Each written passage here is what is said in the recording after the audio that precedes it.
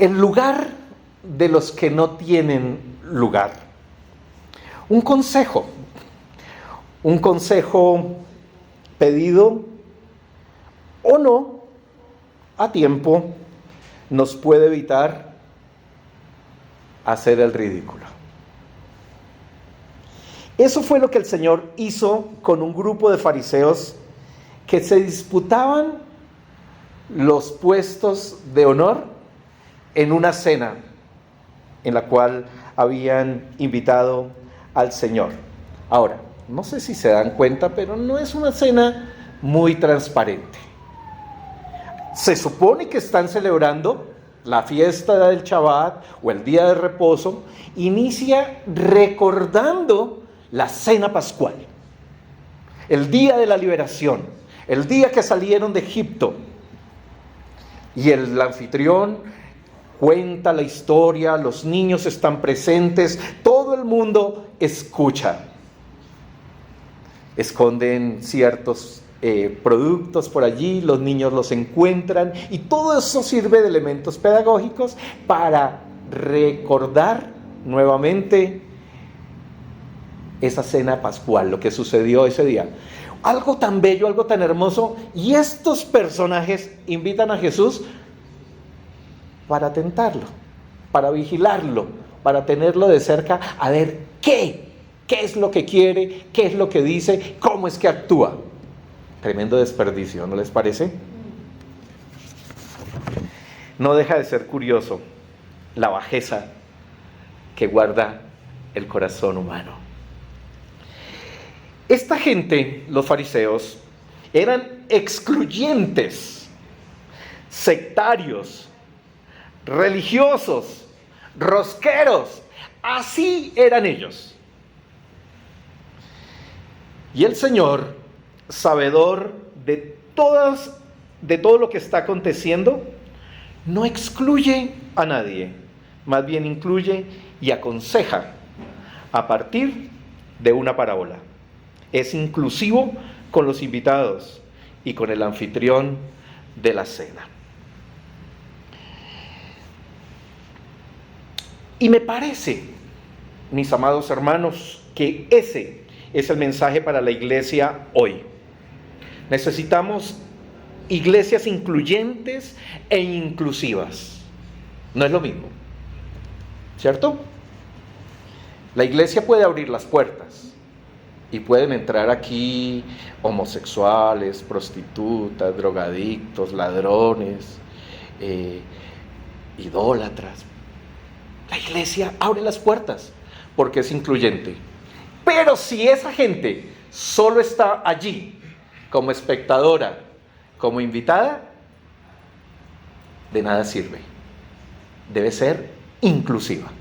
Es decir, que los debe sanar, que debe trabajar por esos corazones, que debe luchar por esas personas, que debe darles oportunidades, que debe abrirles las puertas, pero de par en par, para que todos ellos puedan ser completamente restaurados, levantados. Entonces, podemos decir, hermanos, como contexto de este texto bíblico, ¿qué estaba pasando en la comunidad de Lucas? Que el evangelista se ve en la necesidad de poner este texto para que su comunidad pueda salir, pueda romper un poco con esa manera de vivir. Es que también eran excluyentes. Habían ciertas problemáticas en esa comunidad, acepción de personas, se daban ciertos eventos donde la comunidad judía lucana solamente socializaba entre ellos, solo hacían cenas para ellos, mientras que los creyentes que venían del paganismo y que ahora abrazaban la fe cristiana estaban completamente marginados. El evangelista entonces le dice a su comunidad y a nosotros que el humilde debe ocupar su lugar. Y debe abrir espacios también para el que no tiene lugar. Quien actúa así es dichoso y Dios lo recompensará. Veamos entonces el consejo. ¿De qué se trataba este consejo? Les dice en el verso 7, cuando Jesús vio que todos los invitados a la cena trataban de sentarse en los lugares cerca de la cabecera. La cabecera era del anfitrión, ahí nadie se podía meter. Pero los demás, imagínense moviendo influencias, codeándose, corriendo la silla, haciéndose al lado del anfitrión de la fiesta. Y el Señor ve esto, ve eso que ha sucedido. Y entonces dice esta parábola y les aconseja: cuando te inviten a una fiesta de bodas, eso es mucho más que una cena familiar, ¿verdad? Cuando te inviten a una fiesta de bodas, no te sientes en el lugar de honor. No te sientes en el lugar de honor.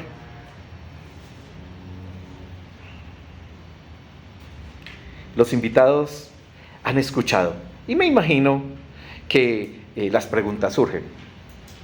Que si así somos, si así actuamos, si esa es nuestra costumbre, esa es la manera como nosotros oramos. Y entonces el Señor le dice: ¿qué pasaría si invitaran a alguien más distinguido que tú? ¡Qué oso! ¡Qué ridículo! ¡Qué terrible! ¿Se imaginan uno bien acomodado en un lugar de honor en esa boda, de privilegio, y que el anfitrión de la boda le diga: hay alguien más importante que tú atrás? Yo creo que me iría de la fiesta. Yo salgo de ahí pitado, todo el mundo, las miradas de esto, la burla, los comentarios que deberían darse. Recordemos, ¿quiénes eran los que solían ocupar los lugares más prominentes, destacados? ¿Quiénes eran los que se paraban en los lugares donde todo el mundo los veía, con sus trajes, con su barba bien larga y dando limosnas? Los fariseos. Los fariseos eran ese tipo de personas. La razón por la que no deben actuar así, sino cambiar su manera de pensar y actuar, es porque en una de esas tengan que pasar el oso de sus vidas.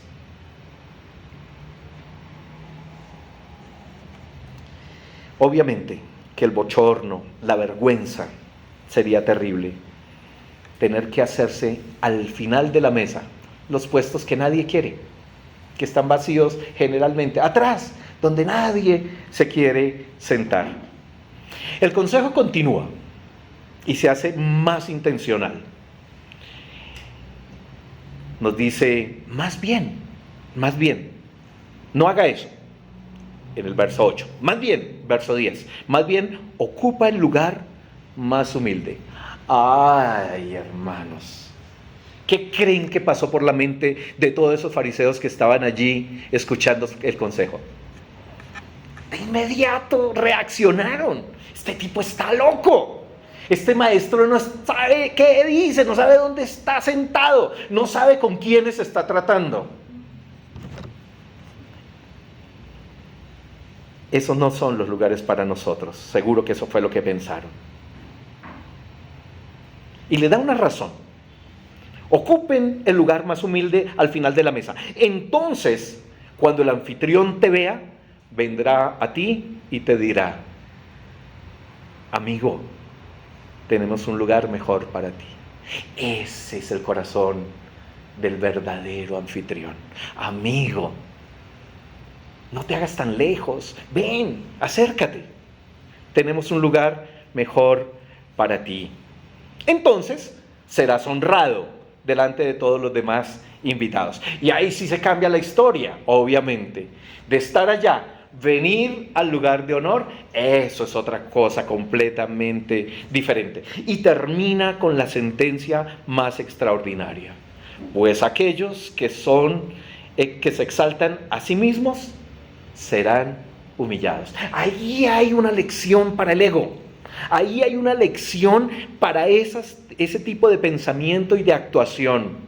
Aquellos que se exaltan, aquellos que se promueven, aquellos que se autopromueven, aquellos que se promocionan y se venden, serán humillados. Pero en cambio, el que tiene un corazón humilde, aquel que sabe ocupar su lugar y dar el lugar al que no lo tiene, esos serán exaltados. En el reino, mis amados hermanos, en el reino nadie ocupa los primeros lugares, ni por derecho propio, ni por cortesía, ni por influencia de nadie. Los primeros lugares los ocupan quienes hayan renunciado a la manera humana de pensar y se hayan puesto al servicio de los demás. ¿Qué tal el consejito? Y nosotros nos quedamos, wow, ¿cuántas veces hemos actuado como estos fariseos? Pareciera que es como muy humano, ¿verdad? Pareciera que es como muy de nuestra calidad y de nuestro corazón humano. Es como un actuar muy propio. Se necesita un punto de presión, se necesita madurez, se necesita trabajar el carácter, obviamente, para poder actuar como el Señor nos está animando a actuar. El Señor es contundente y me encanta cómo lo expresa. Aquellos que se exaltan a sí mismos serán humillados, y los que se humillan a sí mismos serán exaltados. El que actúa con humildad encuentra el lugar correcto. Aprendamos eso, hermanos. El que actúa con humildad encuentra el lugar correcto y es honrado, reconocido ante los demás. No nos promocionamos. ¿Quién lo hace? El anfitrión. Esta parábola me hace acordar de un hombre llamado Mefiboset, cuya historia ustedes la encuentran por allá en el segundo libro de Samuel, en el capítulo 9. Era el hijo de Jonatán, el mejor amigo del rey David. Cuando apenas era un soldado, y Jonatán también, vivieron todo tipo de aventuras, de experiencias, y llegaron a tener una amistad entrañable. Pero cuando Saúl muere y David sube al trono, entonces desaparecen a todos los familiares, porque una costumbre que tenían en la antigüedad, afortunadamente en eso sí creo que hemos progresado, no del todo, pero cuando subía un rey en ese entonces, los demás familiares del rey, para que no conspiraran, les iban dando piso.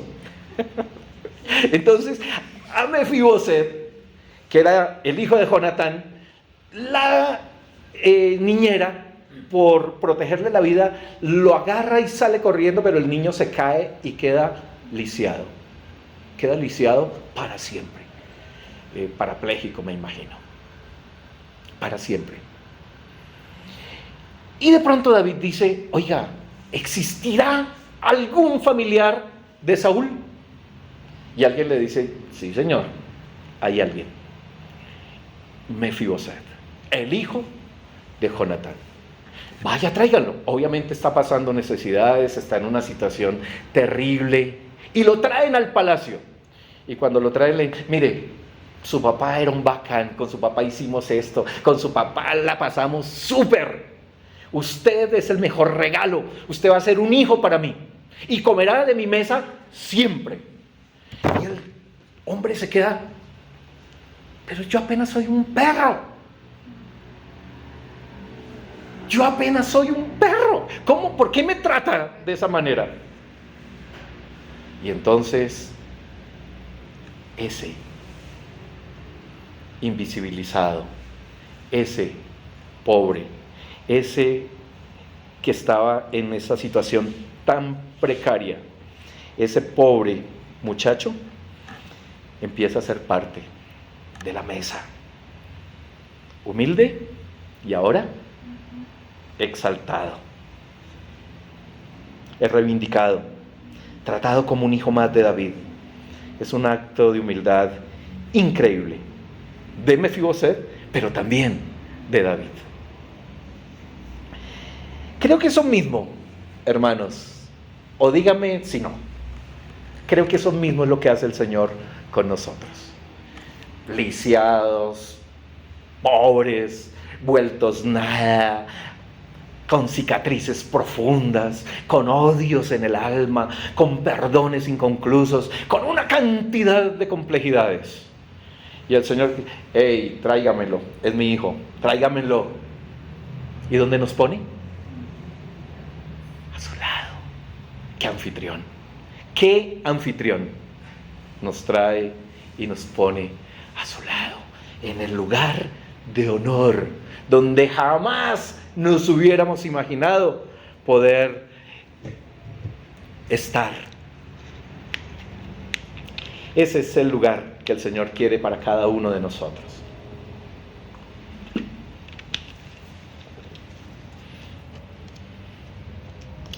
Ese es el lugar que Él tiene preparado.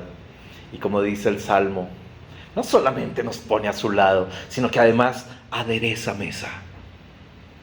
Y nosotros podemos disfrutar de todas esas maravillas. ¿Por qué? Porque somos amigos del anfitrión. Bien, se dieron cuenta del consejo a los invitados, ¿no? Pero además alcanza también el consejo para el anfitrión. Ya le dijo a los invitados cómo deberían comportarse. Y ahora le dice también al anfitrión: si invitas a los mismos, tendrás más de lo mismo. ¿Sí se dan cuenta? Luego se dirigió al anfitrión: cuando ofrezcas un almuerzo o des un banquete, le dijo, no invites a tus amigos, hermanos, parientes y vecinos ricos. Por eso es que yo no invito a mis hermanitas, para invitar a otros. Entonces, no invite a sus hermanos, parientes y vecinos ricos. Pues ellos te invitarán a ti y esa es tu única recompensa.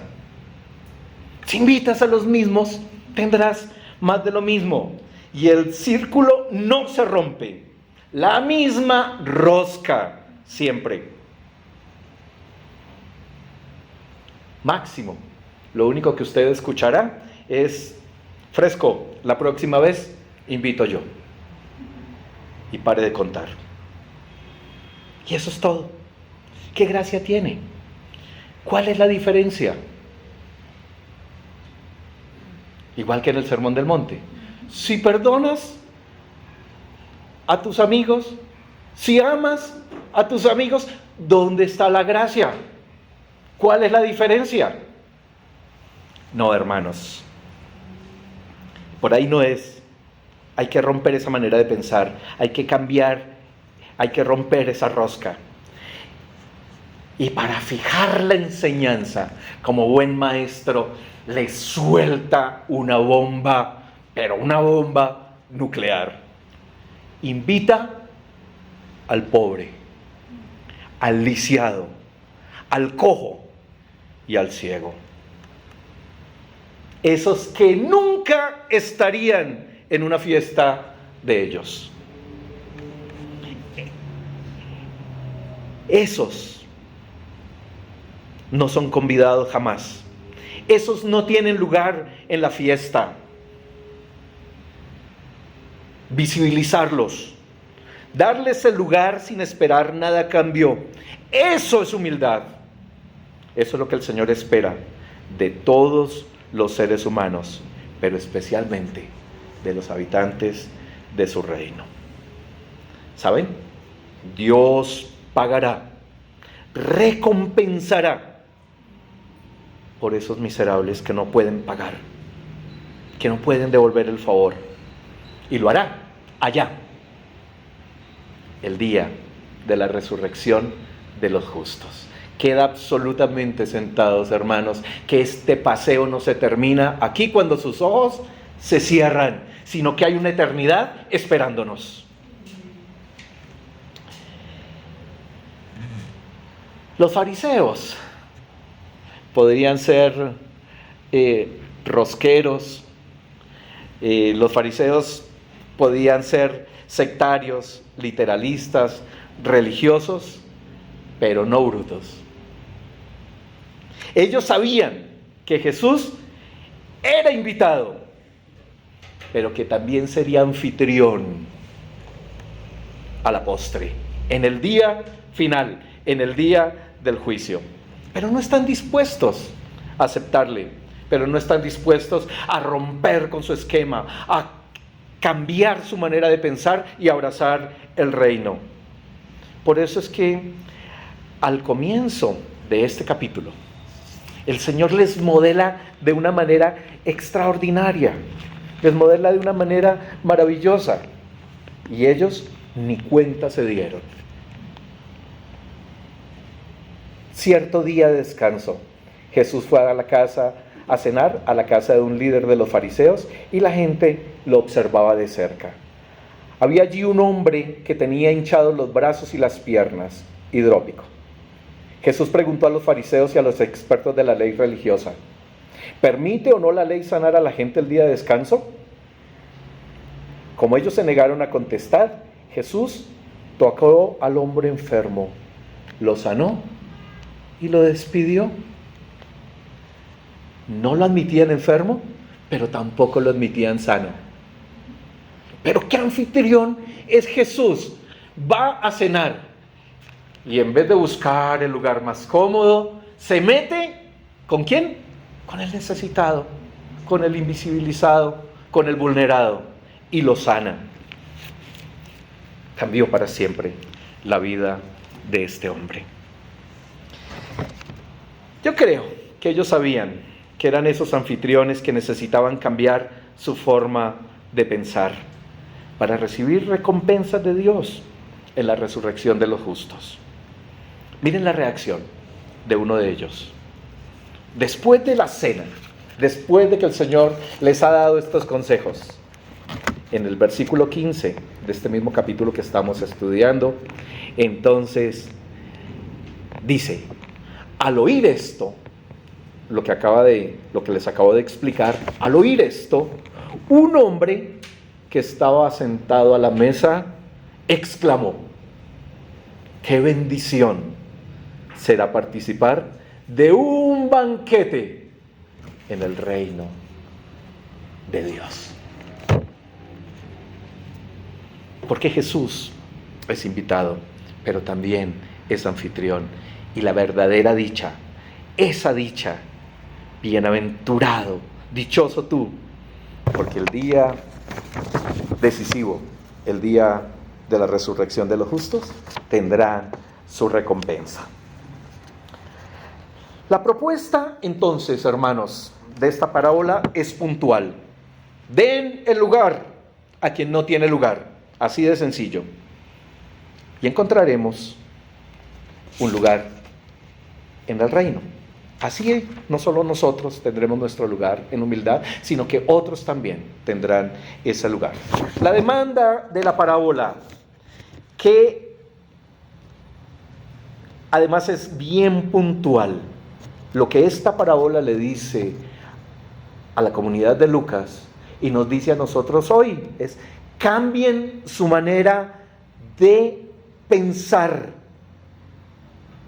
Dejen su tradición, sus reservas, su mojigatería. Dejen además su arribismo. Dejen su engreimiento. Dejen todo eso que afea a un ser humano. Y abracen el reino. ¿Y hay que iniciar desde dónde? Desde la humildad. Desde la humildad. Punto. Y quien encuentra el camino de la humildad, cambia. ¿De qué cambia? Cambia de amigos, ¿no? Deja la rosca. Se hace incluyente e inclusivo. Cambia de prioridades. No espera nada a cambio. No hace nada para ser reconocido ni para que le paguen. Su lenguaje, entonces, estará mediado por la apertura, por la generosidad. Deja el siempre y asume el al contrario. Y de esta forma, entonces, empezamos una nueva realidad. Bien, hermanos, algunas resonancias. Si invita a los mismos, tendrá más de lo mismo. Hay que cambiar de amigos. ¿Cuántos vulnerados, los nadies y las nadies, están esperando una invitación? Hay gente que nunca será convidada y están esperando una invitación. Gente en pobreza que perdieron la capacidad de reaccionar a la esperanza. Esos son los que están esperando una voz de la iglesia para que salga y les invite a la boda con el novio, con el verdadero anfitrión. Lisiados por la violencia, paralizados en su corazón, muertos en vida. 7 millones de desplazados en este conflicto. Miles de viudas, de huérfanos, de gente que perdió absolutamente todo, esperando la voz de la iglesia que le invite a entrar a la fiesta de la boda del Señor. Ciegos, atrapados en su propia oscuridad. A esos es a los que tenemos que acercar el reino. Imaginemos la satisfacción tan grande, ser instrumentos de Dios para que esos nadies y esas nadies ahora tengan un lugar de privilegio.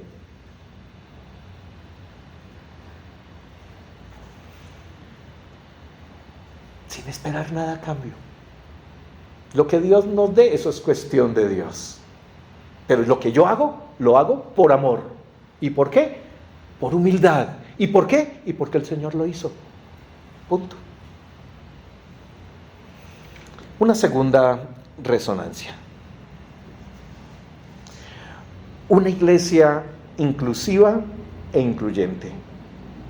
Una iglesia que es así, hermanos, entonces se abre, es de puertas abiertas, desecha las roscas, los favoritismos, las posiciones de poder. Eso no forma parte de una iglesia inclusiva e incluyente. Una iglesia que vive el reino desde esta perspectiva no abraza ese tipo de sentimientos. Cede el lugar al que no tiene lugar. Vive para servir y sirve para vivir. Ese tipo de comunidad, hermanos, es la que necesita esta generación. ¡Qué lejos estamos, amados hermanos! Pero no voy a hablar de los demás. Los demás recibirán la recompensa de Dios y espero que sea muy buena. Voy a hablar de nosotros. Sí, la vid. Sí, puerta abierta. Tienen espacio en esta generación y en esta sociedad. Tendrá que ser una iglesia inclusiva e incluyente. Y me doy cuenta, gracias a Dios, que sí tenemos rasgos de eso. Que sí vamos en ese camino. No nos asustamos por una persona que tenga una orientación sexual diferente. No nos asustamos si tenemos que recibir a un corrupto y ayudarle a sanar su alma. No nos asustamos por la inmoralidad, porque todos de alguna manera lo hemos vivido y el Señor nos ayuda a superarlo. Somos entonces ese tipo de iglesia y por lo tanto creo que debemos seguir luchando para que esta ciudad y donde quiera que Dios ministre su palabra a través de esta iglesia, esas personas encuentren su lugar de honor, de reconocimiento. Estamos en el tiempo, hermanos. Ya la iglesia litúrgica, la iglesia histórica, la pandemia nos mostró que pasó de moda. Esa ya no es la iglesia que responde a esta sociedad y a esta generación. Necesitamos iglesia hospital, que reciba al herido, que restaure al menospreciado, al invisibilizado. Necesitamos iglesia reformatorio, hermanos.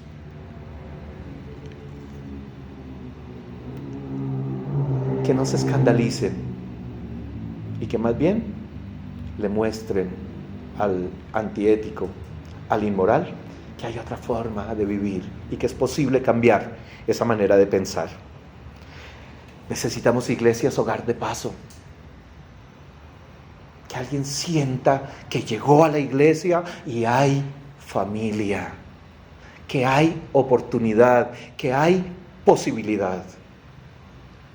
Necesitamos iglesias defensoras de derechos humanos, sobre todo en una sociedad violenta, donde se rompe y donde se quebranta el derecho de los demás.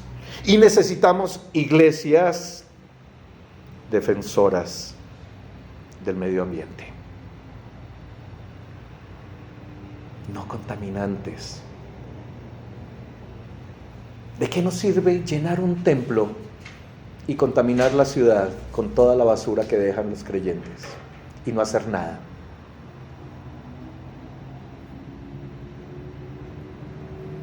Dios recompensará a cada cual. Yo espero que eso sea lo que suceda. Tengo la convicción, hermanos, de que esas son las comunidades que tendrán recompensa de Dios. Eso sí, no me lo quita nadie. A partir de esta parábola comprendo que quien así actúa en humildad encontrará la recompensa que Dios quiera darle. ¿Cuál? Pregúntenle a él, no me pregunten a mí. Este mundo necesita iglesias humildes que modelen y encarnen la humildad del Señor Jesucristo. Esa es la tarea, nuestra misión y vocación. Vamos a terminar, hermanos. Algunas conclusiones. La dicha de vivir no está en las posiciones de poder. La dicha de vivir está en el servir y en dar el lugar al que no lo tiene. Eso nos deja absolutamente clara la parábola. En segundo lugar, la humildad no es un discurso, hermanos, ni una política.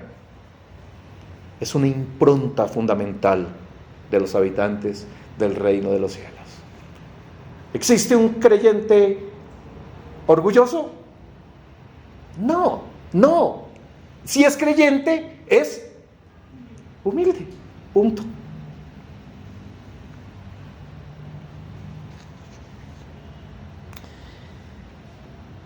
Termino diciendo, Dios exalta al humilde y recompensa al incluyente e inclusivo. Ese es el consejo, hermanos. ¿Lo tomamos o lo desechamos? Usted decide si sigue igual o cambia su manera de pensar. Incline su rostro y oramos.